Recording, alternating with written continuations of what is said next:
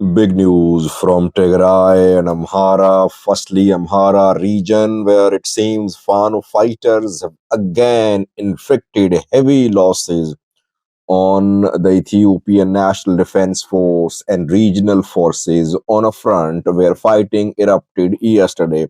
Did a video on that yesterday. Secondly, Eritrea now it seems has taken a new position in Tigray, heavily involved in Tigray is Eritrea. So what is happening? Why is Eritrea interfering so much in Tigray? Welcome to the channel. Thank you for watching. Let's start with the new story about Eritrean interference in Tigray.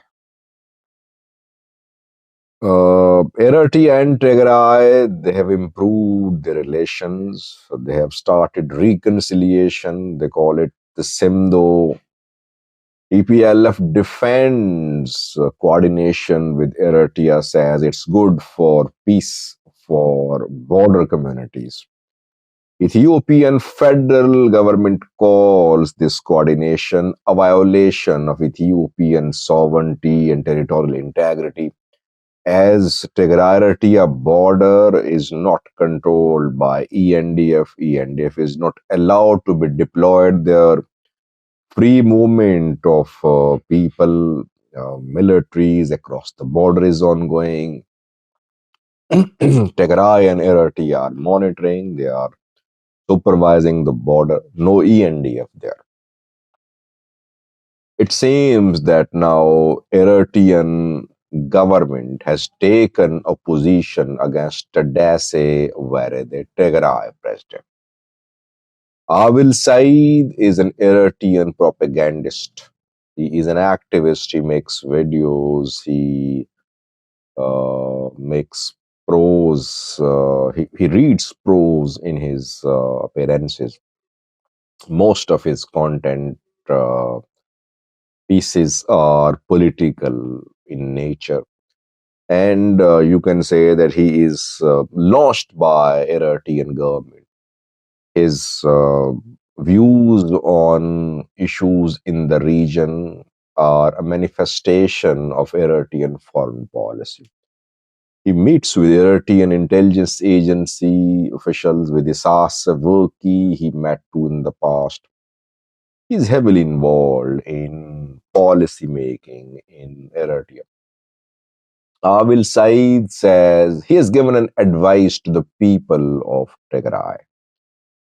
Through a video, he gave this advice. He said, "People of Tigray, I have a genuine advice for you. Remove Tadesse Verede. He's the puppet of the PM Abiy. You won't have stability, you won't have peace if Verede remains in power." Now, I want to make 2 points. Firstly, should we link this talk by Abil Said to the ongoing protests by soldiers in Tigray? No. I clarified that in last night's live chat. According to my sources, the concerns of soldiers are genuine. It's not that someone prepared them to take to the streets and they're working on an agenda. No, their demands are, I think, fair. But the protests could be used against Tigray president. Protests could be used to put pressure upon Verede. It could happen. Second point is, why is Eritrea against Tadesse Verede? Verede has a working relationship with Prosperity Party, with PM Abiy. So whenever Ethiopian PM invites him, he goes to Addis Ababa. He holds talks. He attended the inauguration ceremony of GERD. He attended the ceremony of other ceremonies too, which were attended by other regional presidents too. He met with Abiy too, PM Abiy, I think, in recent days. Uh, when Abiy asked him and people from leaders from Volkai to come to Addis, he met with Abiy. Isasa government is not happy with this engagement between Varede and Abiy, firstly. Secondly, Varede, I don't think is a proponent of military escalation against the federal government. He wants to avert war. At the same time, he cannot say no to TPLF. He knows that without TPLF support, he cannot survive. So while he's towing TPLF's line, he is backing TPLF's position on different issues. He's trying to avert the war. What does Eritrea want? Eritrea has one point agenda. Eritrea wants to remove Abiy from power. Eritrea wants to do that through TPLF, through Fano, through Ola. Eritrea wants this alliance to march towards Addis. Where are they dragging his feet, trying to slow down the march? He cannot say no. He's not saying no. He's trying to slow down the march. He's creating obstacles.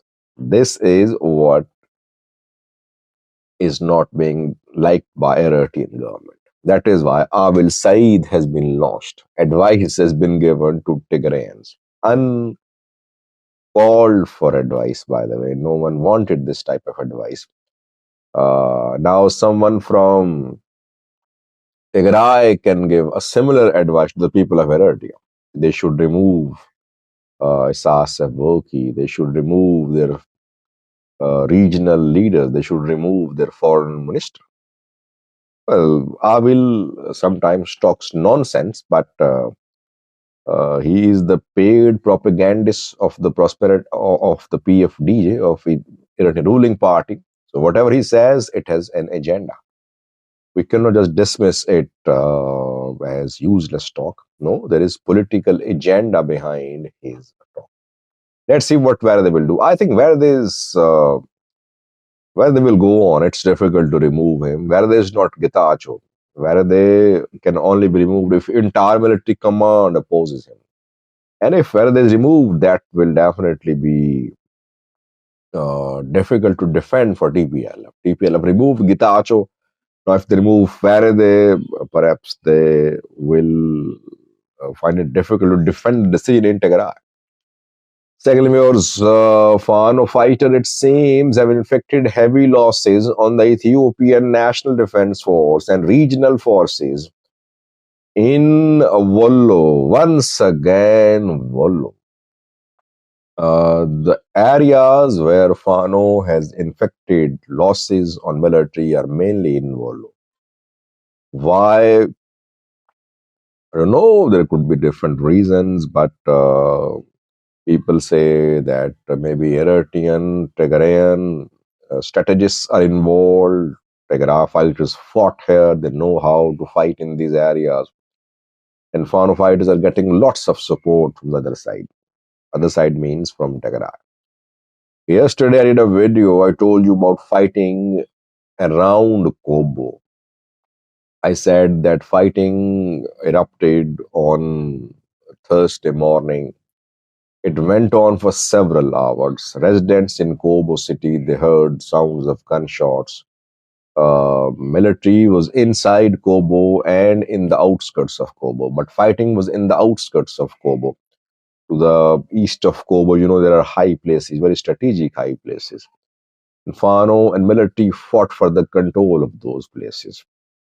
Once you take full control of those places, you can control Kobo. The fight for Kobo does not happen in the city. It always happens in the surroundings. Once, suppose Fano wants to take control of Kobo. If it takes surrounding, it will enter Kobo. If it cannot take surrounding, it won't be able to enter Kobo. This is how Kobo fell to Tigray fighters, I remember. This is how, by the way, Daci and Vuldia fell to. Control of surroundings matters, keeping in view that the surroundings, especially to the east, are high places. So Fano and military fought. Uh, Situation still volatile. Neither Fano nor military is in commanding position there.